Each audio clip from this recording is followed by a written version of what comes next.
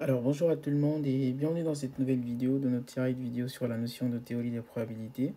Dans cette vidéo, nous abordons donc notre deuxième loi usuelle de notre série de lois usuelles concernant les variables aléatoires continues.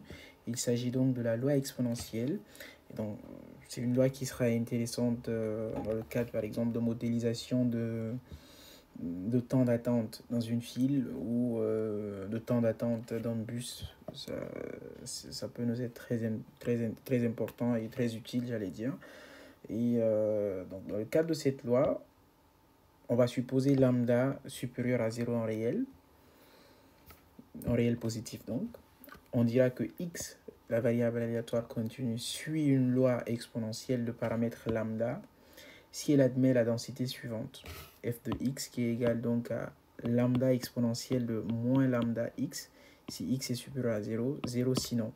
Alors ce que vous avez là, ce n'est que la version condensée de ce que je viens de dire, comme pour dire donc que cette indicatrice est égale à 1 si x est supérieur à 0, donc ça revient à ça, 0 sinon. Voilà, donc retenez simplement que si x suit une loi exponentielle de paramètre lambda, alors elle admet une densité de probabilité qui s'écrit sous la forme f de x est égale à lambda exponentielle de moins lambda x, si x est supérieur à 0 et 0 sinon. Et donc on notera que x suit une loi exponentielle de paramètre lambda. Donc si vous avez x qui suit une loi exponentielle de paramètre 2 qui est notre lambda, alors on peut dire que f de x, la densité, est sous la forme lambda donc qui est égal à 2, donc 2 exponentielle de moins 2x si x est supérieur à 0 et 0 sinon. Voilà, simplement. Donc une fois que cela est dit, à partir de cette écriture de la densité de probabilité que vous avez ici, on peut donc sortir une formule générale de deux choses, l'espérance et la variance. Alors, ce qui sera intéressant ici, c'est simplement, en réalité, ce sont les réponses que nous allons avoir, les réponses finales, mais il me paraissait important en tout cas de montrer la méthode de démonstration de ces réponses finales que nous avons, et c'est ce qui sera ma démarche dans le cadre de cette vidéo. Je vous invite néanmoins à ne retenir que les réponses finales si jamais vous n'êtes intéressé que par celle-ci. Alors, dans le cadre donc de l'espérance de x, on rappelle déjà la formule de l'espérance d'une variable aléatoire continue, donc c'est intégrale de moins infini à plus l'infini de x f de x de dx. Et donc, vous pourrez le voir ici, nous avons f de x, la densité de probabilité qui a deux valeurs. Elle a une première valeur pour les x supérieures à 0, c'est-à-dire que l'intégrale de moins infini à plus l'infini, on peut le décomposer pour les x supérieurs à 0, c'est-à-dire de 0 à plus l'infini, on aura une valeur, donc on rappelle xf de x de dx, la formule. Et donc, nous aurons aussi une autre valeur pour pour ce que vous avez là, c'est-à-dire sinon. Donc, de moins infini à 0, vous avez aussi une autre valeur. Donc, pour les valeurs de x inférieures ou égales à 0. Donc, simplement pour vous dire que ce que vous avez là, il faut le décomposer en fonction de moins infini 0, 0 plus l'infini. Donc, puisque la fonction est nulle pour les valeurs de x inférieures à 0, ici, donc ça veut dire que ceci sera nul parce qu'en fait, on va remplacer f de x par 0. On aura donc intégrale simplement de 0 qui sera 0. Donc ça revient simplement donc à calculer intégrale de 0 à plus l'infini de x, f de x, d de x. Et pour les x supérieurs à 0, la fonction, elle vaut lambda exponentielle de moins lambda x. Donc on remplace f de x par lambda exponentielle de moins lambda x. Ça nous fait x fois lambda exponentielle de moins lambda x, le tout en fonction de x. Et le lambda, en fait, rappelez-vous, c'est un réel. Donc on peut le sortir, c'est une constante. Ça sera donc lambda intégrale de 0 à plus l'infini de x exponentielle de moins lambda x d de x. Et cette écriture-là que vous avez ici, le x exponentielle de moins lambda x d de x, en fait, on le calcule simplement en utilisant une intégration par partie. On ne peut pas sortir une formule de primitive de ceci directement. Donc, considérons ça. Considère l'intégrale de 0 à plus l'infini de x exponentielle de lambda xd de x. Ok. Et comme je l'ai dit, on intègre par partie. Donc, je rappelle simplement que la formule d'une intégration par partie, donc IPP, c'est dire donc intégrale de u dérivé fois v en fonction de x est égal à u fois v. Donc, supposons que c'est entre les bornes AB, u fois b pris entre les bornes AB, moins intégrale A à B, ok, de u fois v dérivé d de x. Voilà. Donc ici, vous allez comprendre en fait pourquoi cette formule et le bien fondé de l'utilisation lorsqu'on aura finalement trouvé le résultat de cette intégrale-là. Donc on a intégrale de 0 à plus l'infini de x exponentielle de moins lambda x. On va poser deux choses. Regardez dans la formule, on part de u dérivé et de v. Donc on va chercher u dérivé et v. Regardez, on va donc dire que u dérivé est égal, donc si vous voulez u dérivé en fonction de x bien sûr, donc u dérivé d de x, ok, on va poser que u dérivé de dx est égal à exponentielle de moins lambda x, ok, et que v est égal à x. Vous voyez pourquoi en fait, vous allez aussi le comprendre un peu plus devant. Déjà simplement, ma démarche c'est celle de faire ressortir donc simplement cette expression-là, ici. Donc, je pose u dérivé d de x est égal simplement à exponentielle de moins lambda x en fonction de x et que v est égal à x. Regardez, de sorte à ce que, en faisant le produit i dérivé fois v d de x, on a en fait ça, le produit qui nous donne ce qui est là. Vous voyez, donc c'est un peu ça la démarche. Et une fois qu'on a ça, rappelez-vous, dans la formule de l'intégration par partie, en fait, vous avez u dérivé, vous avez v, mais vous avez aussi u et v dérivé. Donc on doit chercher u et on doit dériver v qui est là. Donc en cherchant u ici, simplement, donc on cherche une primitive, puisqu'on a la dérivée, on cherche une primitive de ça. Vous voyez, on cherche une primitive de ça en fait. Parce que le u dérivé, pour quitter de u dérivé à u, il faut chercher la primitive. Donc ici, la primitive de exponentielle de moins lambda x, ça fait moins 1 sur lambda exponentielle de moins lambda x. Alors, comment? C'est très simple. La formule, c'est exponentielle donc de ax. En termes de primitive, ça vous fait 1 sur a exponentielle de ax. Donc, si vous simplement vous faites l'hypothèse que le a est égal à moins lambda, ça vous fait moins 1 sur, ça vous fait 1 sur moins lambda, c'est-à-dire donc moins 1 sur lambda exponentielle de moins lambda x. Et ici, on dérive le v. Donc ici, v dérivé en fonction de x est égal à quoi? C'est égal à 1. Donc, toujours en fonction de x, bien sûr. Donc, une fois que cela est fait, qu'est-ce qu'on va faire? On va simplement réécrire la formule de l'intégration par partie. Donc, intégrale de a à b, regardez, notre ab ici, c'est de 0 donc à plus l'infini. Rappelez-vous, c'est ce qu'on cherche à trouver. Et on utilise cette formule pour trouver la valeur de ceci. Donc, intégrale de 0 à plus l'infini, vous voyez, de u dérivé fois v d de x, regardez, u dérivé fois v d de x, c'est-à-dire u dérivé d de x, déjà c'est exponentielle de moins lambda x d de x, fois le v qui est x. Donc, ça nous fait de x exponentielle de moins lambda x d de x. Regardez, je n'ai fait que faire ça, en fait, ça vous fait u dérivé d de x qui est là, donc ça, et le v, il est là. Donc, quand on fait le produit, on a ça. Et ça, en fait, c'est simplement ce qui était là. Vous voyez?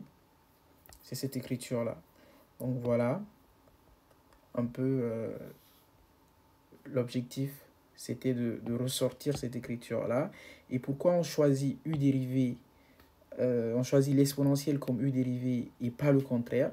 C'est parce qu'en fait, dans l'objectif, on veut aboutir à une formule, à une intégrale, en fait, ici, qui soit plus facile à intégrer que l'intégrale de départ. Donc, vous allez voir que notre intégrale finale sera plus facile en termes de recherche de primitives que ce qu'on a là. Donc, oui, ça va totalement expliquer les choix d'exponentielle et de x en termes de u dérivé et de v. Voilà. Donc, ici, on continue donc l'application de la formule. Ça nous fait donc u fois v. Regardez, le u, il est là et le v, il est là. Donc, u fois v, ça vous fait moins 1 sur lambda fois x, exponentielle de moins lambda x, pris entre les bornes 0 et plus l'infini. Regardez, en fait, c'est u fois v. Vous avez donc moins 1 sur lambda fois x, multiplié par ça. Puis entre les bornes 0 plus l'infini, vous voyez. moins intégrale de a à b de u v dérivé en fonction de x. Donc u v dérivé en fonction de x. Donc le produit de ce que vous avez ici. Et donc ça vous fait moins 1 sur lambda exponentielle de moins lambda x fois 1 d de x. Le 1, c'est pas la peine de le noter, donc fois d de x tout simplement. Donc ici, j'aurais écrit ça. Vous avez donc intégrale de 0 à plus l'infini de x exponentielle de moins lambda x d de x égale donc à 1 sur moins 1 sur lambda x exponentielle de moins lambda x pris entre les bornes 0 plus l'infini. Voilà. Moins. Donc regardez, ici en fait on a une constante aussi, moins 1 sur lambda, on peut le sortir. Et quand ça sort, ça devient moins, ça vous fait plus 1 sur lambda. Intégrale donc de a à b, regardez. En fait le a à b ici, j'aurais pu directement remplacer par 0 plus l'infini. Puisqu'il est question de 0 plus l'infini. Donc 0 plus l'infini exponentielle de moins lambda x d de x. Vous voyez, donc ici j'ai moins 1 sur lambda x exponentielle de moins lambda x, 0 plus l'infini, plus 1 sur lambda. Et là, en fait, cette intégrale que vous avez là, en fait, on doit trouver une primitive de ça. Et ça, on l'a déjà fait, parce que, regardez, on avait u dérivé qui était égal à ça, et la primitive, on avait dit que c'était ça. Vous voyez? Donc là, en fait, on a une primitive toute simple, qui nous fait donc moins 1 sur lambda, qu'on a d'ailleurs déjà calculé, exponentielle de moins lambda x, entre les bornes 0 plus l'infini. Voilà pourquoi il était important de choisir exponentielle en termes de u dérivé et v, simplement de choisir le x. Parce qu'en fait, si on faisait le contraire, on aurait donc dérivé exponentielle. Et rappelez-vous, en dérivant exponentielle, rien ne se passe. On retombe sur une exponentielle. Par contre, en intégrant, parce que si on avait choisi u dérivé comme x, en l'intégrant, on aurait augmenté le degré du x. Donc, on aurait encore rendu le problème plus difficile. Plutôt que de se retrouver avec x, on se serait retrouvé avec x carré exponentielle de moins lambda x. Vous voyez? Donc, le problème il aurait été encore un peu plus difficile. Bien. Donc là, on a quasiment résolu le problème une fois qu'on est là. On a donc intégrale de 0 à plus l'infini de x exponentielle de moins lambda x en fonction de x qui est égal à ce que vous avez ici. Voilà. Donc ça, on va le calculer. Et juste avant de continuer, je tenais à préciser en fait que cette écriture, elle est en réalité pas conventionnelle. Parce qu'en fait, on ne va pas évaluer réellement la valeur de x en l'infini. Mais c'est plutôt la limite de x en l'infini qu'on évalue. Donc, pour les puristes, en réalité, il est plus intéressant ou il est plus logique de faire intervenir les termes de limite lorsqu'on fait intervenir des notions d'infini. Parce qu'on est en fait avec des intégrales impropres. En mathématiques, on dira qu'il s'agit d'intégrales impropres depuis ici. Vous voyez, depuis là, il s'agissait d'intégrales impropres. Donc, il était intéressant de faire intervenir une autre variable et de calculer donc la limite lorsque x tend vers donc lorsque cette variable tend vers l'infini, ainsi de suite. Donc mais en réalité, ce que je veux faire nous ramène au même résultat. Donc je facilite simplement le calcul et je nous épargne un peu de ce changement qui aurait pu être un peu fastidieux. Voilà. Donc une fois que cela est dit, on peut continuer. Ici, on commence déjà par là. On remplace x par plus l'infini. Dans un premier temps, regardez. Et là, il y a un point que j'aimerais souligner. En fait, lorsque vous avez x et exponentielle de moins x, en remplaçant par plus l'infini, regardez, vous aurez infini et ici infini. OK? Et donc, on aura infini fois normalement exponentielle de moins l'infini, ici ça va faire 0. Donc, on aura infini fois 0. Ça va nous faire une forme indéterminée. Et on va simplement résoudre cela d'une manière toute simple. En fait, par croissance comparée, lorsque vous avez x et exponentielle en l'infini, l'exponentielle l'emporte. L'exponentielle croît plus vite que le x tout court, que la fonction infinie. Donc, simplement ici, on s'en tient à exponentielle et on oublie le x par croissance comparée. Donc, l'exponentielle l'emporte sur le x. Donc, simplement, vous avez donc moins 1 sur lambda fois exponentielle de moins lambda fois plus l'infini. Donc, je remplace simplement ici le x par plus l'infini et j'oublie le x qu'on a là, pour les raisons que je viens de vous expliquer. L'exponentielle l'emporte. Voilà. Et après, je remplace par 0. Et regardez, si je remplace par 0, cette fois, il n'y a pas de question d'exponentielle qui l'emporte parce que on peut tout à fait calculer ça. Lorsqu'on le remplace par 0, vous avez x qui est remplacé par 0 qui annule toute cette expression. Ce qui fait qu'au final, je n'ai même pas besoin de remplacer par 0 puisque je sais que ça fera 0. Donc plus, je continue, 1 sur lambda. Voilà. Ici, je remplace aussi par l'infini. Là, il n'y a pas de question puisque je n'ai pas de x. Voilà. Donc, je prends d'abord moins 1 sur lambda exponentielle de moins lambda fois plus l'infini. OK. Moins, le moins de la formule, bien sûr. OK. Facteur, cette fois, je remplace par 0 maintenant. Regardez, j'ai d'abord le moins de la formule. Pardon. Donc, j'ai d'abord le moins de la formule. Et après, j'ai le moins de l'expression. Donc, moins 1 sur lambda exponentielle de 0, simplement. En fait, en remplaçant par 0, on a moins lambda fois 0 qui vous fait 0. Donc, ici, regardez, vous avez donc exponentielle de moins lambda fois plus l'infini, ça vous fait moins l'infini simplement. Et exponentielle de moins l'infini, retenez que ça fait 0. Donc, 0 fois moins 1 sur lambda, ça vous fait 0. Donc, si vous voulez, je fais comme ça, 0. Plus 1 sur lambda fois, même chose ici, vous avez moins l'infini, parce que vous avez moins lambda fois plus l'infini, le moins fois plus, ça vous fait moins. Exponentielle de moins l'infini, ça vous fait 0. 0 fois moins 1 sur lambda, ça vous fait 0. Donc, moins. Le moins, ici, vous avez 2 fois moins, ça vous fait plus. Donc, plus. Exponentielle de 0, ça vous fait 1. Donc, vous avez 1 fois 1 sur lambda, ça vous fait simplement 1 sur lambda. Voilà. Donc, regardez, vous avez en fait 0. On oublie le 0, donc vous avez 1 sur lambda. Et ici, à l'intérieur, vous avez 0 plus 1 sur lambda, ça vous fait simplement 1 sur lambda. Donc, on a 1 sur lambda fois 1 sur lambda, ça nous fait 1 sur lambda au carré. Vous voyez? Donc, ça, c'est intégrale de 0 à plus l'infini de x exponentielle de moins lambda x d de x. Voilà ça. Et rappelez-vous, l'expérience, c'était égal à cette valeur qu'on vient de trouver fois lambda. Vous voyez? Donc, espérance de x, rappelez-vous, c'était égal à lambda exponentielle de 0 à plus l'infini de x exponentielle de moins lambda x d de x. Donc, ça nous fait lambda fois 1 sur lambda au carré. Ça vous fait donc 1 sur lambda. Donc, exponentielle de x n'est nul autre que 1 sur lambda lorsque x suit une loi exponentielle. Voilà. Donc, exponentielle de x est égal à 1 sur lambda. On s'intéresse à la variance cette fois. Donc, je vous mets juste une page supplémentaire. Donc, la variance, en fait, on va aller très vite. Cette fois, on va simplement montrer la méthode de calcul et je vous laisserai faire le calcul de votre côté. Au besoin, je mettrai la démonstration en description pour que vous puissiez vous en servir. Donc, la variance, on rappelle déjà la formule de la variance. La variance donc de x, toujours égale à espérance donc de x au carré, moins espérance de x le tout au carré. Voilà, donc l'espérance de x au carré moins espérance de x le tout au carré. Donc ici, on connaît déjà l'espérance de x. Il s'agira simplement d'élever cette réponse au carré. Ça, c'est bon. Par contre, espérance de x au carré, formule de transfert, ça nous fait intégrale de moins infini à plus l'infini de x carré f de x d de x.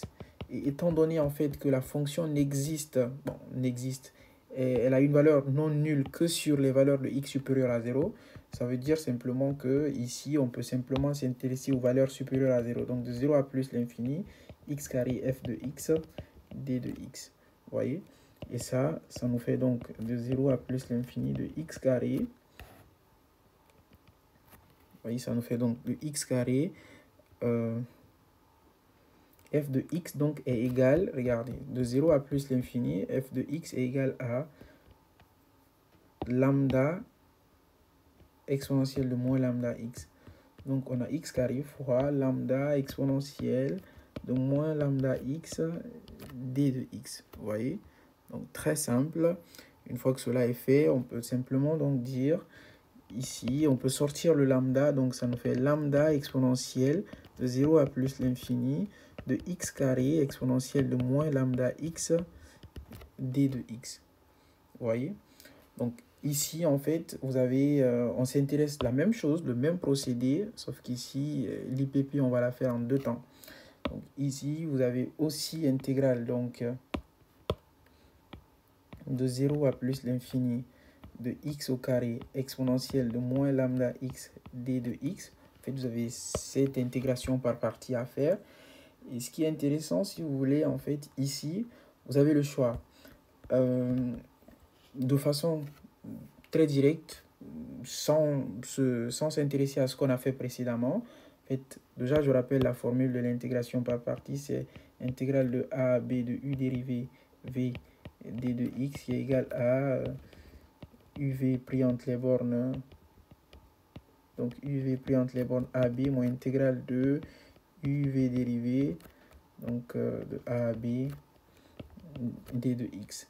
Donc ici, on va simplement noter, on va poser, en fait, on dira donc posons simplement aussi que u dérivé, donc d de x, sera égal ici pour nous à exponentielle de moins lambda x, d de x, et v sera égal à x carré, d de x, pardon, x carré tout simplement. Voilà, donc ce qu'on va faire, c'est que on va intégrer ça, on va l'intégrer, on va dériver ici. Donc en fait, vous aurez u qui sera égal à, ça on l'a déjà fait, regardez, exponentielle de moins lambda x en termes de primitive, on avait dit exponentielle de moins lambda x c'était moins 1 sur lambda exponentielle de moins lambda x. Donc c'était, en fait, en plus on aurait même pu garder le lambda à l'intérieur, mais bon, c'est pas grave. Donc ça nous fait moins 1 sur lambda exponentielle de moins lambda x. Et ici, le v dérivé en fonction de x, ça sera égal à 2x d de x. Vous voyez? Donc ça, bon, je pense qu'on peut le faire, hein. On est dans les temps. Ça sera donc intégrale de 0 à plus l'infini de x carré exponentielle de moins lambda x d de x sera égal à quoi? Regardez, parce que déjà, je rappelle que ce qui est là, c'est simplement la formule ici, donc c'est u dérivé fois v d de x. Regardez, u dérivé d de x, c'est ça qui est là, et v, c'est ceci, et pile poil ce qu'on a ici. Voilà, donc ça c'est égal à quoi? Lorsque je continue à appliquer la formule, ça nous fait u fois v pris entre les bornes a et b. Donc u fois v, ça nous fait moins 1 sur lambda x carré exponentielle de moins lambda x pris entre les bornes 0 plus l'infini, moins intégrale de 0 à plus l'infini de u v dérivé. Donc u v dérivé, ça vous fait donc moins 1 sur lambda exponentielle de moins lambda x fois 2x d de x. Vous voyez? Donc ça vous fait moins 1 sur lambda x carré, désolé, x carré exponentielle de moins lambda x pris entre les bornes 0 plus l'infini, moins intégrale. Regardez, on peut sortir le 1 sur lambda, le moins 1 sur lambda d'ailleurs, ça vous fait plus 1 sur lambda, et en plus le 2 également il peut sortir, donc ça vous fait plus 2 sur lambda.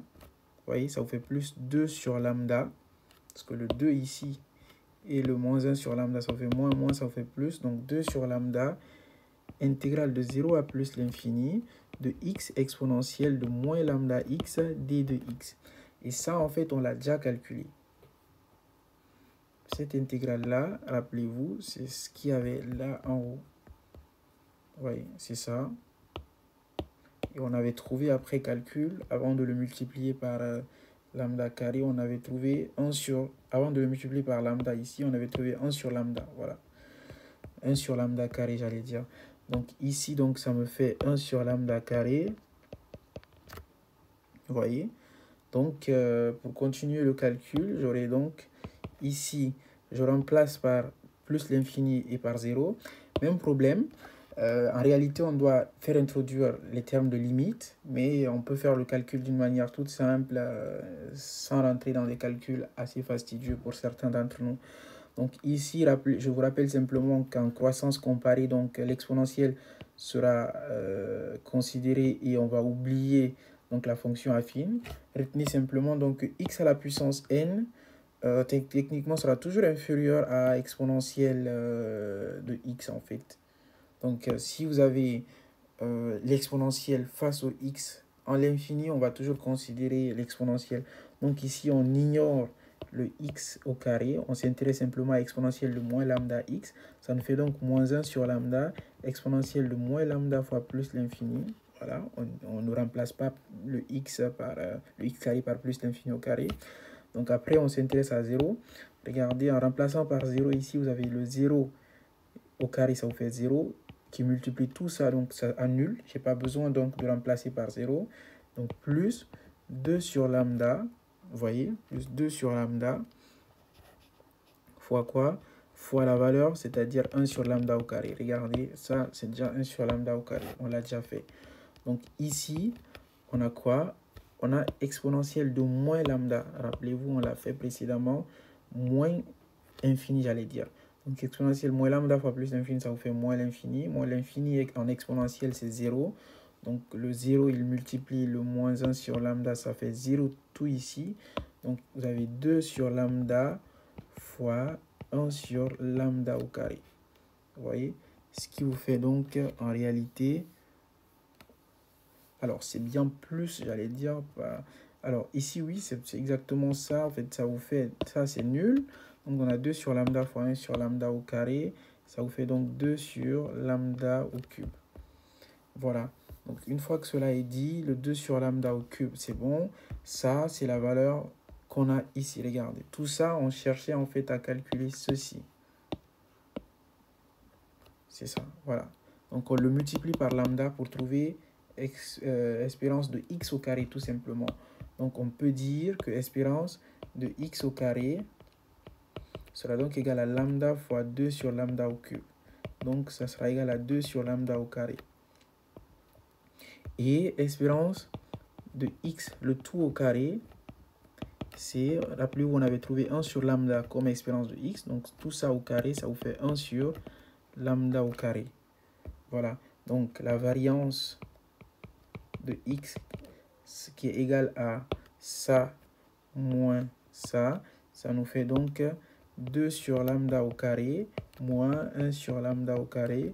Donc ça nous fait 1 sur lambda au carré. Donc la variance d'une variable aléatoire x qui suit une loi exponentielle, une variable aléatoire continue bien sûr, est égale à 1 sur lambda au carré. Parfait. Donc voilà, en réalité, ce qui intéresse, c'est pas tant la démonstration, en tout cas, réellement pour la compréhension des cours, ça ne sera pas tant la démonstration que simplement la compréhension de ces formules-là et la maîtrise de ces formules. Donc, je vous invite plutôt à maîtriser ces formules et aussi quand même à vous imprégner de la méthode de démonstration. Et si ça vous pose des problèmes, vraiment, retenez quand même les formules parce que ça vous sera pas mal utile dans le cadre des exercices. En tout cas, pour ma part, c'était tout. Et si jamais vous avez des questions dans les commentaires, n'hésitez pas, je serai là. Et merci, je vous dis à la prochaine vidéo.